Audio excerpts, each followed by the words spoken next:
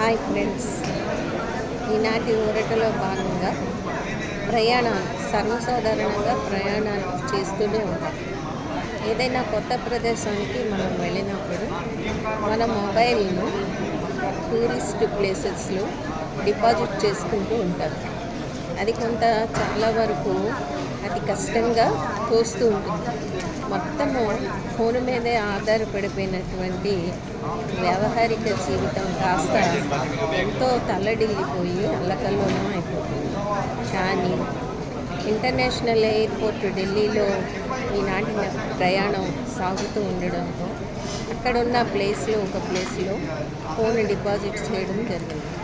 కానీ ఆ డిపాజిట్ చేయటం వల్ల అనేక రకమైనటువంటి కొత్త సంగతులు ఉన్నటువంటి చారిత్రాత్మక సనాతన ధర్మం యొక్క ఎక్కువ సంగతులు తెలుసుకోవడం జరిగింది.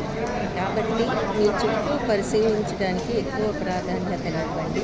ప్రయాణం విజయవంతం చేయండి. Thank you all.